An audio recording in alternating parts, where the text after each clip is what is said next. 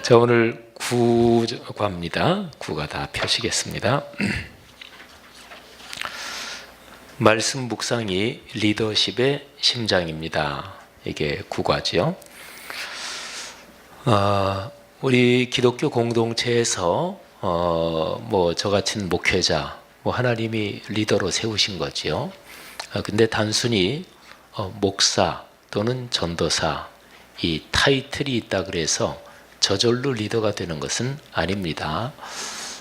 제가 목사로 살아가지만 어떨 때 저 자신을 보면서 이게 내가 참 부족할 때가 많다 이런 걸 느낄 때가 있고, 또 어떨 때는 제가 신앙 상태가 제가 생각해도 참 감사하다 이럴 때도 있고, 또 어떨 때는 신앙 상태가 좀 이렇게 다운될 때도 있고, 사람 한 사람의 신앙도 이게 올라갈 때도 있고 내려갈 때도 있잖아요.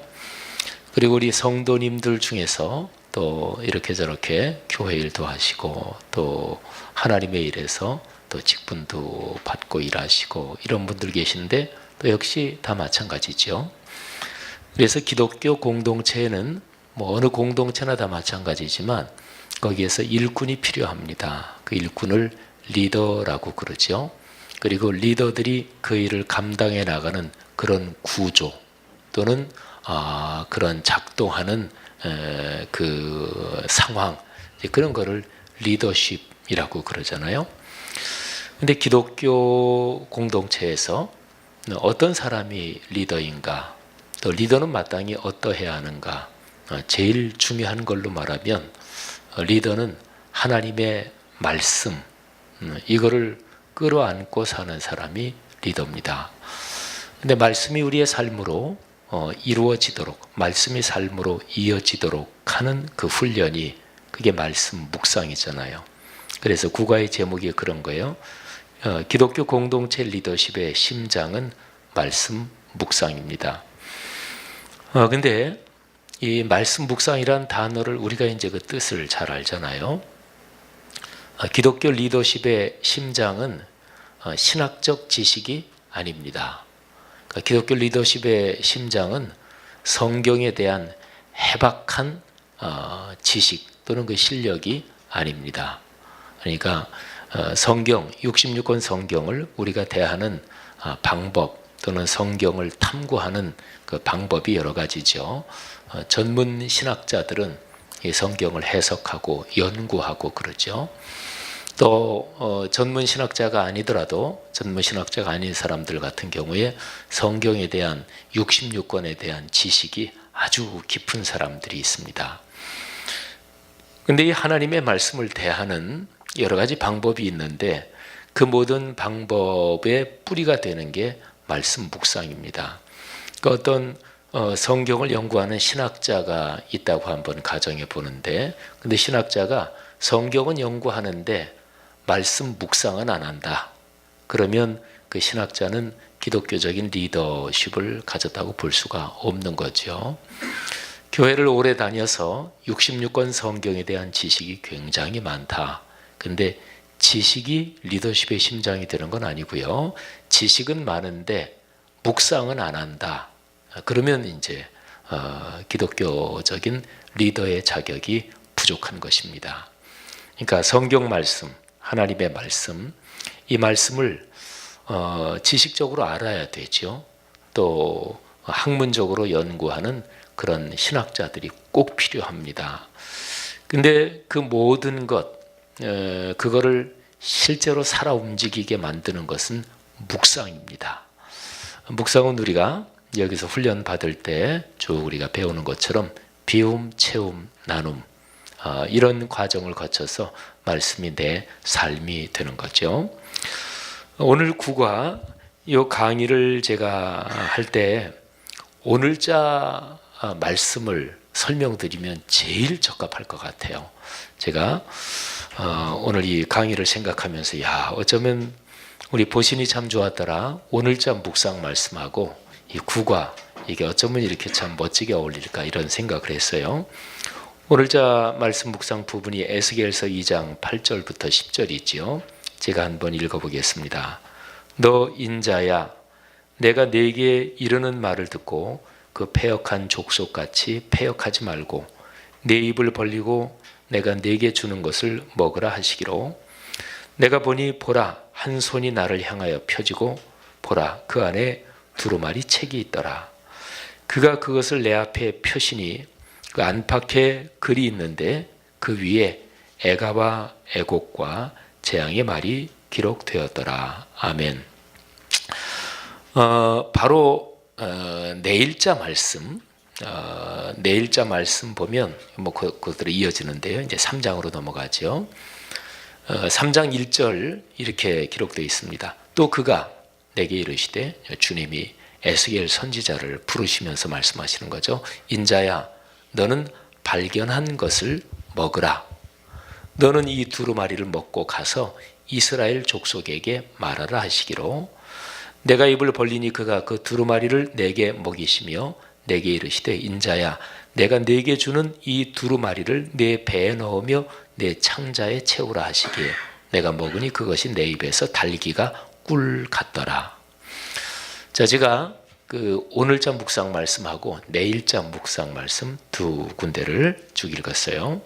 근데 여기서 하나님은 에스겔에게 말씀을 먹으라고 얘기를 하십니다. 말씀은 뭐 우리가 이해하고 또는 깨닫고 또는 말씀을 공부하고 뭐 여러 가지로 표현할 수 있겠죠. 근데 에스겔에서 이 말씀은 말씀을 먹으라고 표현합니다. 우리 기독교의 아주 탁월한 리더 가운데 유진 피터슨 목사님이 계셔요. 뭐 전 세계적으로 존경받는 분이죠. 근데 유진 피터슨 목사님이 말씀 묵상에 대해서 쓴 책에 이 책을 먹으라 이런 책이 있어요.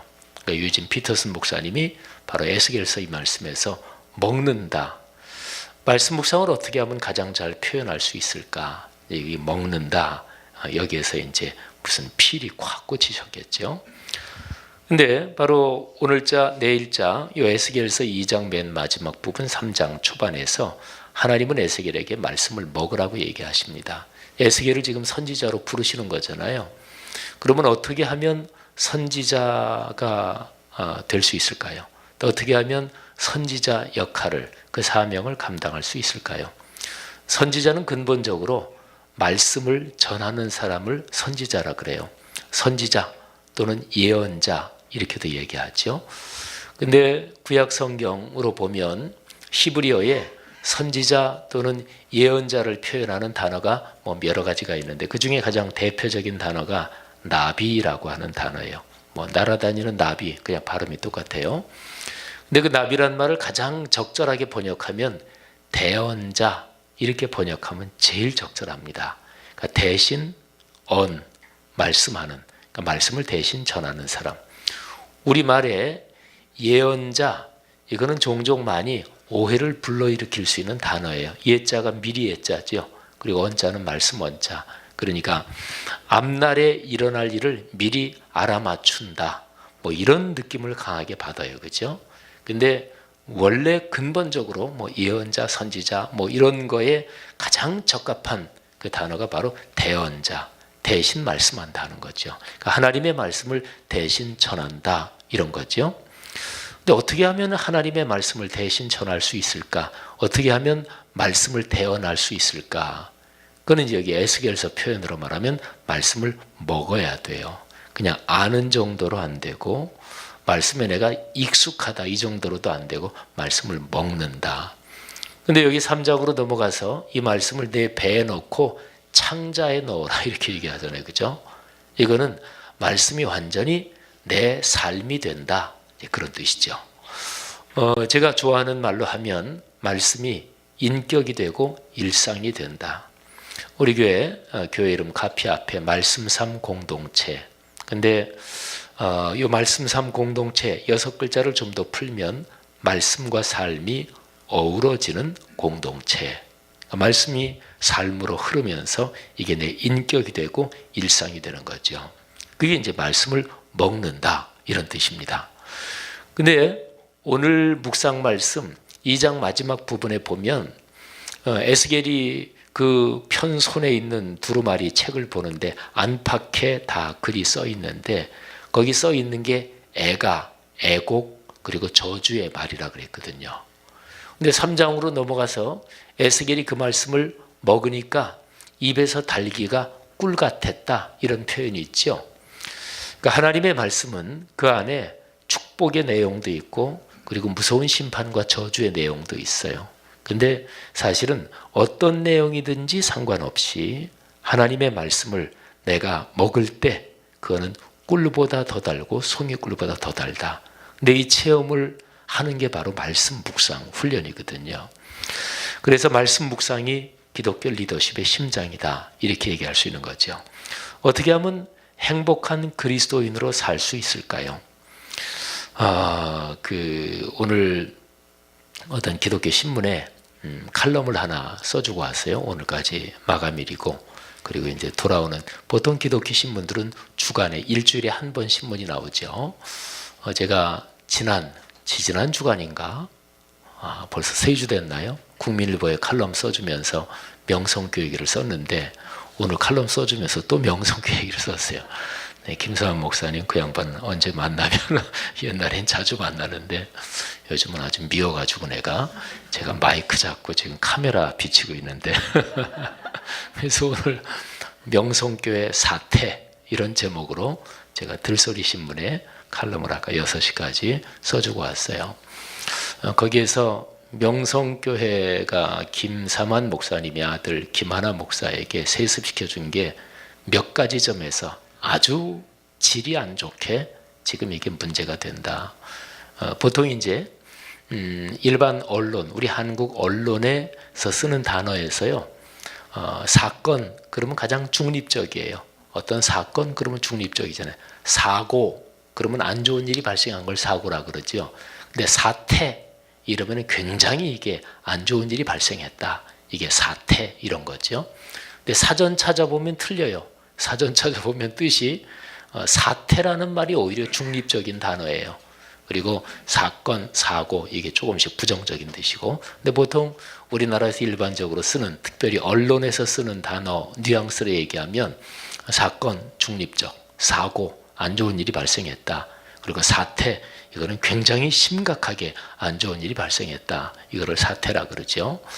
그러니까 명성교회 거는 그건 사태입니다. 명성교회 사태. 3가지 점에서 질이 아주 안 좋다. 첫째, 한국교회 종교개혁 500주년을 시궁창에 처박아 버렸다. 종교개혁 500주년, 우리 한국교회가 종교개혁주일이 10월 마지막 주일이잖아요. 10월 마지막 주일을 기다리는 그 주간 화요일에 그 통합측 동남노회에서 그 김하나 목사가 아드님 청빙을 가결을 했어요. 그러니까 한국교회가 사실은 작년 올해 거의 2년 동안 계속해서 종교개혁 500주년 세미나하고 학술대회하고 모임하고 집회하고 기도회하고 다짐하고 성명서 발표하고 고백서 발표하고 2년 동안 한국교회 좀 감소하고 있거든요. 한국교회 사회적 신뢰도 상당히 바닥에 떨어졌고, 이런 상황에서 출구가 뭐냐, 이것 때문에 답답하고 기도하면서 회개하면서 2년 동안 계속 그랬거든요. 근데 종교개혁, 그게 거의 이제 종교개혁 기념주의를 한국교회가 이제 기다리는 그 주간 화요일에 그랬으니까 한국교회 종교개혁 500주년을 시궁창에 처박아 버렸다. 두 번째로는 한국교회 목회자들, 신학자들을 향해서 니네는 아무것도 아니야, 이렇게 완전히 짓밟아 버렸다.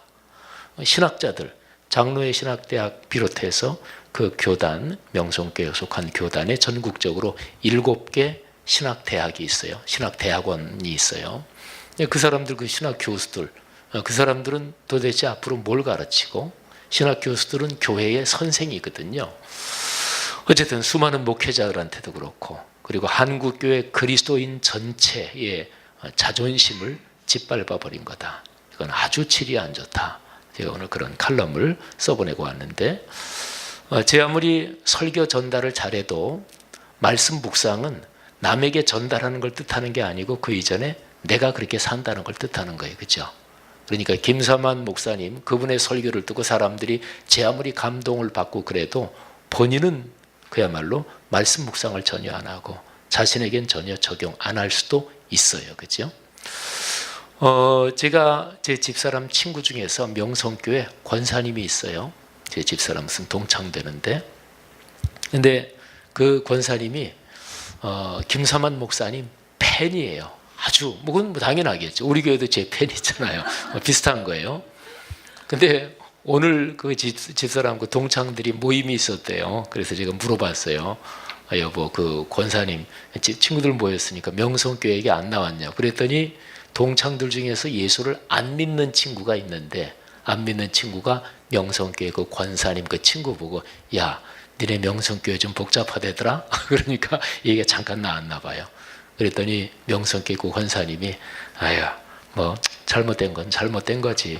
아유, 근데 나는 모르겠다고 그냥 이렇게 얘기를 하더래요. 그래서 제가 저희 집사람한테 무슨 얘기했냐면, 당신 친구 그 권사님이, 저도 그 이름 알죠. 그 얼굴도 보고 뭐 전에 여러 번 봤죠.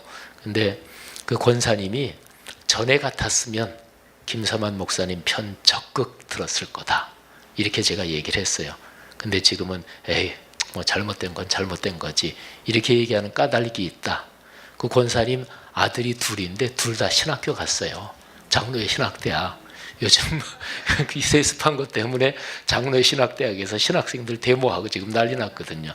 아들 둘만 아니었으면 그 권사님이 굉장히 옹호하고 이랬을 거예요. 근데 제가 이 생각으로 오면서 잠깐 하면서, 우리가 어떤 일에 대해서 입장과 태도를 정하고 또는 내가 거기에 대해서 판단하는 근거 또는 그 판단하는 그 어떤 방법, 이게 사실은 누구나 할 거 없이 다 굉장히 많은 경우에는 나하고 어떻게 연관되느냐, 이게 사실은 판단의 기준과 근거가 될 때가 많아요. 내 친한 사람이 있다. 그러면 그 사람 아무래도 옹호하고 두둔하게 되고. 근데 기독교적인 리더십이란 건 뭐냐면요, 성경 66권 하나님의 말씀대로 내가 순종한다. 그래서 내가 제 아무리 가깝고 그러더라도 그런데 그것도 뭐 사람이 당연히 인간관계 중요하지요. 하지만 그런 것들보다 하나님의 말씀이 더 중요하다. 이거를 계속해서 훈련해 가는 것, 이게 기독교 신앙입니다. 이걸 가리켜서 기독교 리더십이라 그러죠. 어쨌든 우리가 이제 이번 학기 거의 끝나가는데요. 오늘 국어의 제목 다시 한번 기억하십시다. 말씀 묵상이 리더십의 심장입니다. 우리 기독교의 모든 리더십은 그 근원이 또 그 토대가 66권 성경 하나님의 말씀이고, 그 말씀을 내가 붙들고 내 삶으로 순종한다. 바로 이것이 핵심입니다. 인간관계는, 신앙적인 인간관계는 이게 토대가 돼서 이 토대를 중심으로 인간관계를 만들어 가야 돼요. 그게 바로 교회 공동체고, 또 그런 인간관계가 진짜로 평생 같이 걸어갈 수 있는 신앙의 연대가 되는 거죠.